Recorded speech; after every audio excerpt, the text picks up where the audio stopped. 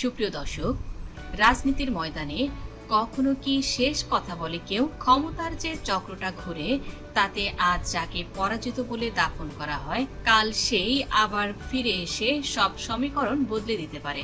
এমন প্রশ্নই কি এখন সবার মনে? বাংলাদেশের বর্তমান রাজনীতির পটভূমিতে ঘটছে এমনই এক রহস্য ঘেরা নাটকীয় মোড়, যখন মনে হচ্ছিল একটি দলকে চিরতরে ইতিহাসের পাতা থেকে মুছে ফেলা হবে, ঠিক তখনই ভারতের দিল্লি থেকে এক বিস্ফোরক ঘোষণা এসে হাজির হলো, যা রাজনৈতিক মহলে এক বিরাট শোরগোল ফেলে দিয়েছে। জাতীয় সংসদে যখন আইন পাশ করে আওয়ামী লীগকে সন্ত্রাসী সংগঠন হিসেবে নিষিদ্ধ করার প্রক্রিয়া চলছে, ঠিক সেই মুহূর্তে সাবেক প্রধানমন্ত্রী শেখ হাসিনার এক দাবি সব হিসাব নিকাশ পাল্টে দিচ্ছে। তিনি দাবি করছেন বিএনপি সরকার গঠন করছে আওয়ামী লীগের ভোটে। এটা শুনতে হয়তো অবিশ্বাস্য মনে হচ্ছে, কিন্তু তিনি যা বলছেন এবং যেভাবে বলছেন, তাতে রাজনীতির গভীরে লুকিয়ে থাকা এক অজানা চক্রান্তের ইঙ্গিত স্পষ্ট হয়ে উঠেছে। প্রশ্ন হলো, নিষিদ্ধ হওয়ার পর এই দাবি করার পেছনে শেখ হাসিনার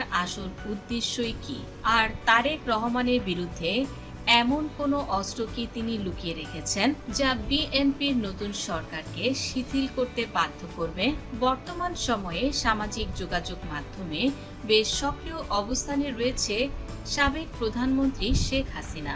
নিয়ন্ত্রিত ভিডিও বার্তায় তিনি দেশের বিভিন্ন প্রান্তরে তৃণমূল আওয়ামী লীগের নেতা কর্মীদের সঙ্গে কথা বলছেন এবং তাদের মনোবল চাঙ্গা করারও চেষ্টা করছেন। একটি এমনই অনুষ্ঠানে তিনি এমন এক চাঞ্চল্যকর তথ্য দিয়েছেন, যা শুনলে যে কোনো রাজনৈতিক পর্যবেক্ষককেই অবাক হতে হবে। তিনি দাবি করেছেন, নির্বাচনের আগে বিএনপির অনেক শীর্ষ নেতা এবং প্রার্থী ব্যক্তিগতভাবে আওয়ামী লীগের কাছে সাহায্য চেয়েছিল, এমনকি অনেকে আওয়ামী লীগের কাছে ক্ষমাও চেয়েছেন এবং ভোট ভিক্ষা পর্যন্ত করেছেন। শেখ হাসিনা বলছেন, যখন তারা এসব চেয়েছেন, তিনি তার নেতা কর্মীদের নির্দেশ দিয়েছিলেন বিএনপির প্রার্থীর সমর্থন দিতে। এর উদ্দেশ্য কি ছিল? কেন একটি দল তাদের রাজনৈতিক প্রতিপক্ষকে জয়যুক্ত করতে সাহায্য করবে?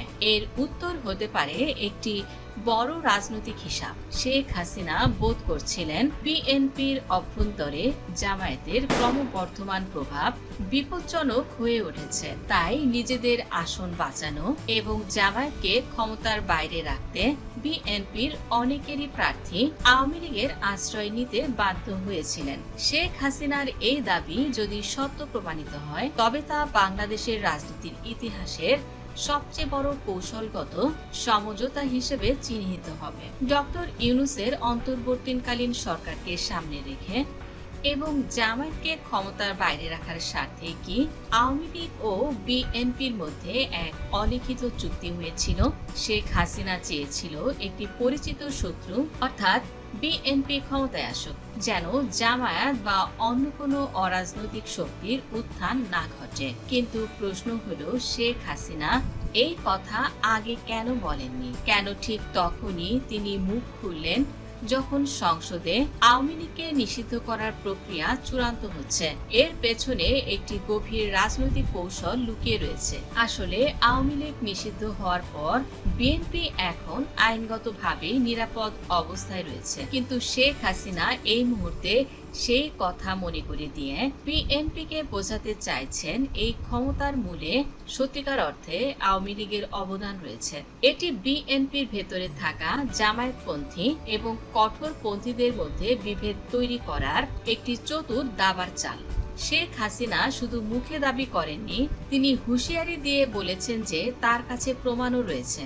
তিনি বলেছেন, কোন কোন এমপি আওয়ামী লীগের ভোটে পাশ করেছে, সেই তালিকা ও ডকুমেন্টস সবকিছুই তার কাছে সুরক্ষিত রয়েছে। তিনি স্পষ্ট বলেছেন, এমপিদের কাছে যেন জিজ্ঞেস করে নেওয়া হয় কোন কোন এলাকার এমপি আওয়ামী লীগের সহযোগিতায় জয়ী হয়েছেন। তিনি এও বলছেন, আমার কাছে তালিকা রয়েছে এবং আমি যদি সেটা প্রকাশ করি, তবে অনেকের অবস্থান সঙ্গীন হবে। এই তালিকা আসলে একটি রাজনৈতিক টাইম বোমার মতোই কাজ করছে, যা যে কোনো সময় বিস্ফোরিত হয়ে বিএনপির অভ্যন্তরীণ স্থিতিশীলতা ধসিয়ে দিতে পারে। এর আগেও যখন তারেক রহমান লন্ডন থেকে দেশে ফিরছিলেন, তখন শেখ হাসিনা বলেছিলেন, কোনো মুচলেখা বা গোপন চুক্তি দিয়ে তিনি দেশে ফিরছেন সেটা তার জানা আছে। শেখ হাসিনা এর মাধ্যমে বোঝাতে চাইছেন যে তারেক রহমানের উপর তার একটি বড় ধরনের তথ্য ও নিয়ন্ত্রণ রয়েছে। অনেকে প্রশ্ন তুলেছেন, যদি শেখ হাসিনার কাছে এতই শক্তিশালী তথ্য থাকে তবে কেন তার দল এখন নিষিদ্ধ হলো? আর একটি যুক্তিসঙ্গত উত্তর হতে পারে, শেখ হাসিনা হয়তো বিএনপিকে ঢাল হিসেবে ব্যবহার করে আবারও রাজনীতিতে ফেরার পথ খুঁজছেন। কারণ বিএনপি যদি আওয়ামী লীগের উপর নিষেধাজ্ঞা শিথিল না করেন তবে শেখ হাসিনা হয়তো এই গোপন নথি বা তালিকা প্রকাশ করে দেবেন। এটি বিএনপির জন্য একটি বড় রাজনৈতিক ঝুঁকি। এ ধরনের ঝুঁকি নেওয়া বা হুমকি দেয়া শেখ হাসিনার সরকার এর আগেও করেছেন। তিনি কখনো কোনো তথ্য গোপন রাখেন না, যদিও তার জন্য তাকে বারবার বিপদে পড়তে হয়েছে। যেমন আমেরিকা যে সেন্ট মার্টিন দ্বীপ চেয়েছিল সেটিও তিনি প্রকাশ করেছিলেন। যুক্তরাষ্ট্রকে ভয় পাননি বলেই তিনি এই সাহস দেখিয়েছিলেন। এমনই 2001 সালে নির্বাচনের পর তিনি দাবি করেছিলেন ভারতকে গ্যাস দিলে আওয়ামী লীগ ক্ষমতায় আসতো। তিনি সরাসরি বলেছিলেন ভারতকে গ্যাস দেওয়ায় বিএনপি ক্ষমতায় এসেছে। কিংবা তার দীর্ঘদিনের মিত্র দেশের বিরুদ্ধে গেলেও তার এই স্বভাবগত স্পষ্টতা এবং তথ্য প্রকাশের প্রবণতায় তাকে এক ধরনের শক্তিশালী অবস্থানে নিয়ে গেছে, যেখান থেকে তিনি প্রতিপক্ষকে চাপে রাখতে পারেন। এখন প্রশ্ন হচ্ছে, আওয়ামী লীগের এই প্রাথমিক পরিকল্পনা কি আসলে সফল হচ্ছে? রাজনৈতিক বিশ্লেষকেরা বলছেন আওয়ামী লীগের প্রাথমিক লক্ষ্য ছিল মূলত দুটি। প্রথমত, ডক্টর ইউনূসের নেতৃত্বাধীন অরাজনৈতিক শক্তিকে বিদায় করা এবং রাজনীতিকে আরো দুটি দলের মধ্যে সীমাবদ্ধ রাখা। দ্বিতীয়ত, জামায়াত ইসলামীকে কোণঠাসা করে রাখা। বিএনপির সরকার গঠন করায় আওয়ামী লীগের অত্যন্ত একটি লক্ষ্য পূরণ হয়েছে বলে মনে করছেন। এখন তারা তাদের দ্বিতীয় ধাপ শুরু করেছে, আর তা হলো বিএনপির উপর চাপ সৃষ্টি করা।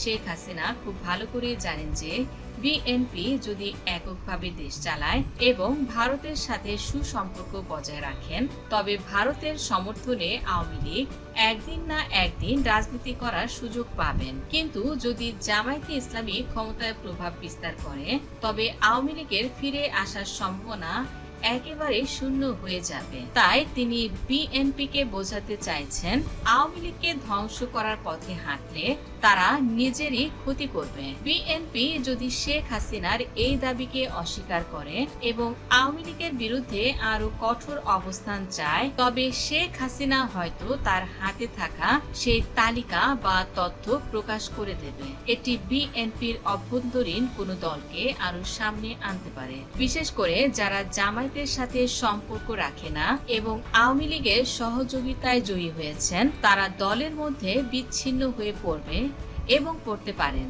পরিস্থিতিতে জামায়াত এবং অন্যান্য ইসলামপন্থী দলগুলো বিএনপির বিরুদ্ধে রাজপথে নামার বড় অস্ত্র হিসেবে ব্যবহার করতে পারে।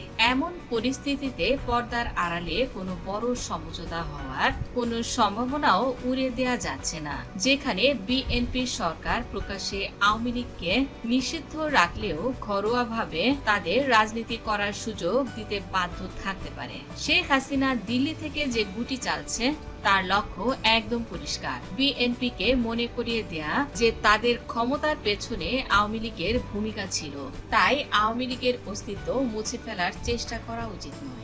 বর্তমানে তারেক রহমানের মুচলেকা বিতর্ক এবং আওয়ামী লীগের ভোটে এমপি হওয়ার অভিযোগ, এই দুই সমালোচনা ঝুলছে বিএনপির মাথার উপর যেন এক অভিশাপের মতোই। প্রধানমন্ত্রী হিসেবে তারেক রহমান কি পারবেন আওয়ামী লীগের ভোটের সরকার গঠন এবং মুচলেখার এই অপবাদ থেকে দলকে বের করে আনতে, নাকি শেখ হাসিনার এই তথ্যযুদ্ধ বিএনপি সরকারকে অস্থিতিশীল করে তুলবে? তো বন্ধুরা, আপনাদের কি মনে হয় তারেক রহমানের উদ্দেশ্যে শেখ হাসিনা কি আসলে কোনো গোপন তথ্য নথি সরিয়ে রেখেছে যা প্রকাশ পেলে তারেক রহমানের ক্ষতি হয়ে যাবে?